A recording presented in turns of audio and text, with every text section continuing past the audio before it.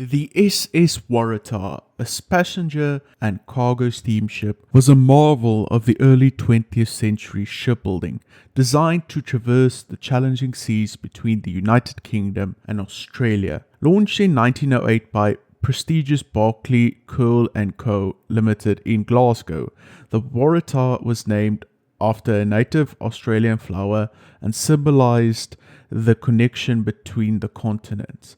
However, its promising future was cut short when it mysteriously vanished in 1909, en route from Durban to Cape Town, South Africa. Despite numerous search efforts and extensive investigations, the disappearance of the Waratah remains one of the maritime history's most enduring mysteries. This narrative delves into the ship's final sightings, eyewitness accounts, and the theories surrounding the ship's fate, offering a comprehensive exploration of what might have transpired during its last ill-fated voyage. Join me as I investigate the disappearance of the SS Waratah. Before we look into the disappearance, let's just first check the features of the SS Waratah. The SS Waratah was a steamship built in 1908 by the reputable shipbuilding company Barclay, Curle Co. in Glasgow, Scotland. Designed for the Blue Anchor Line, which operated passenger and cargo services between the United Kingdom and Australia, the Waratah was meant to serve as a luxury passenger liner, combining the roles of a passenger and cargo ship. Here are the specifications of the ship. Length, 142 meters. Beam, 18 meters. Draught, 9.85 meters.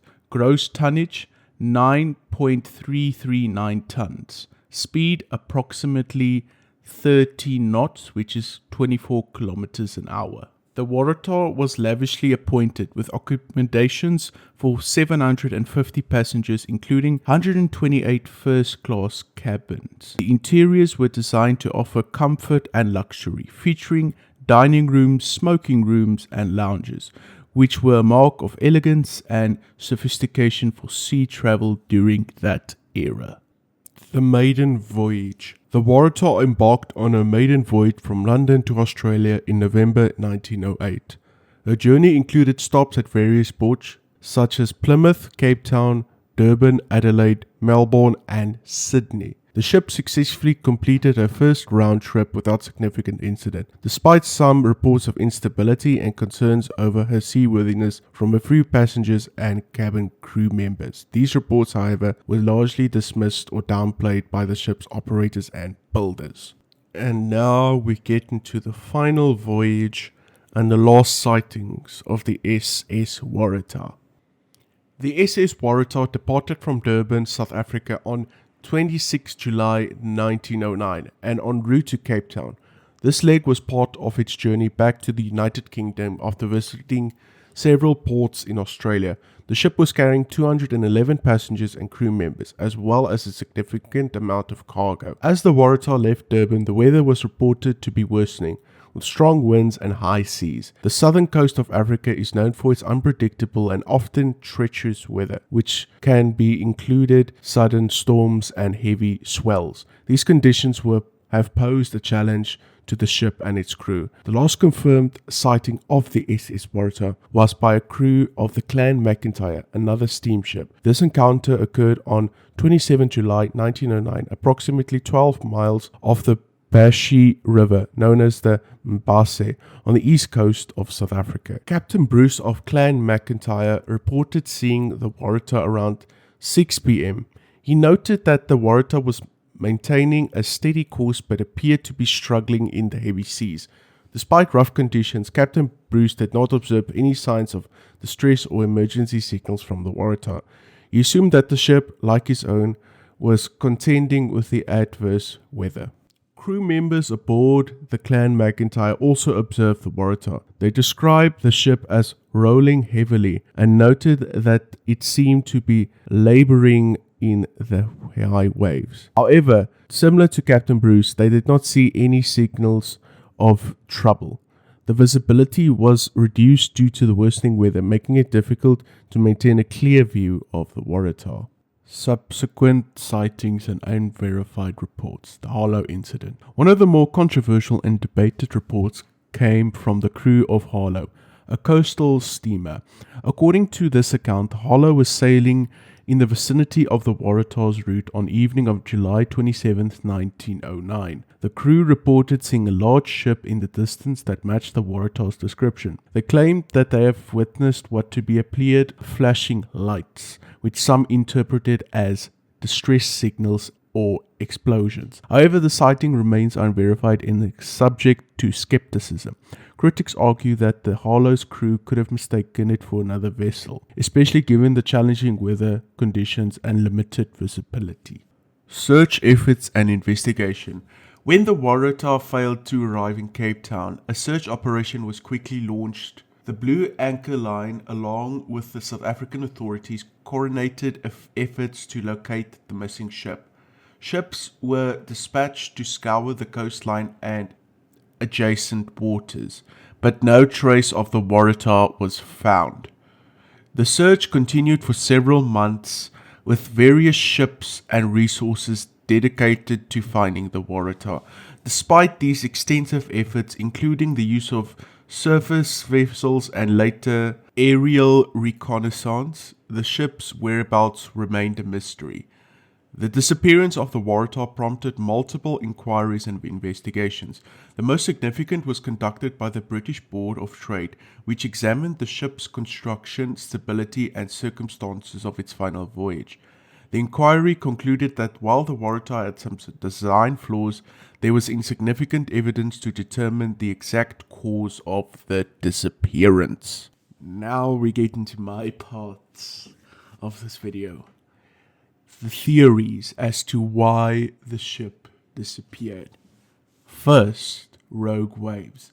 One theory suggests that the Waratah might have been struck by a rogue wave, which are exceptionally large and unexpected waves that can pose a serious threat to ships. Rogue waves are known to have potential to overturn or destroy vessels, and if the Waratah encountered one, this could explain a sudden and complete disappearance of the ship. Despite the ship's design and safety features, a rogue wave could have overwhelmed it, leading it to its sinking. Structural failure. Another theory posits that the Waratah may have been suffered from a structural failure, such as a hull breach or damage to the ship's machinery. Given the ship's size and the rough conditions it encountered, it's possible that a critical failure in its structure and propulsion system could have caused it to sink rapidly. The ship's design, while modern for its time, might have been vulnerable to the extreme conditions. Human error. Some speculate that human error may have been a role in the Waratah's disappearance. This could include misadjustments by the ship's crew, navigation errors, or failure to take appropriate actions in response to the worsening weather. For instance, the ships navigating too close to the shore or encountered hazardous conditions without adequate precaution. Cargo issues.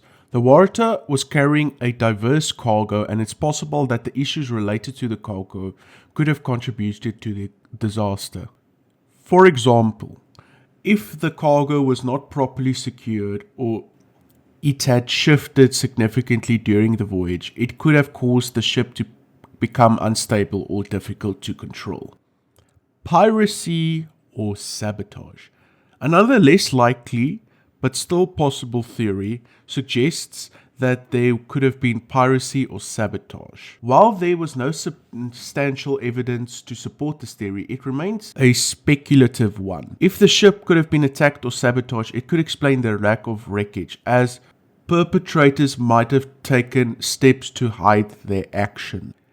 Cyclone or storm. The weather condition reported during the Waratah's final voyage included rough seas and strong winds. Some theories suggested that the ship may have encountered a severe storm or cyclone, which could have led to its sinking. Such extreme weather conditions could have overwhelmed the vessel's design safety features, leading it to a catastrophic loss. Modern advances into this investigation.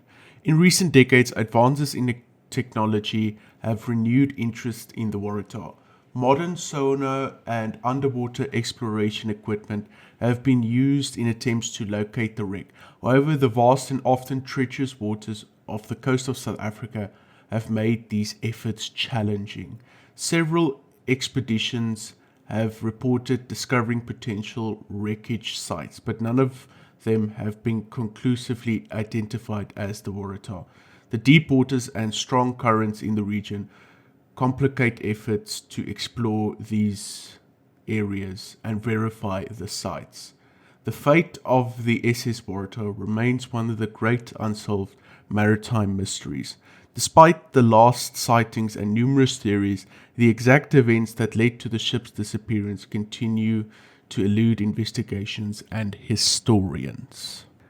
So to conclude this video, the SS Waratah's disappearance off the coast of South Africa in 1909 continues to intrigue and mystify historians, maritime enthusiasts, and the public. Despite the last confirmed sighting by the Clan McIntyre and controversial report from the Harlow, the exact cause of the Waratah's fate remains elusive. Adverse weather conditions, potential structural issues, and various other theories have been proposed, yet none have been conclusively proven. Modern technology has renewed efforts to locate the wreck, but the vast and treacherous waters where the Waratah vanished complicate these endeavors. As we reflect on the final moments of this ill-fated ship, the story of the Waratah endures as a reminder of the sea's unpredictable nature and many mysteries it still holds. The legacy of the SS Waratah continues to capture the imagination, ensuring that the quest for the answers and the fascination with the maritime enigma remain alive. Okay, so this is my third video slash audio release. Just want to say thank you so much for the support.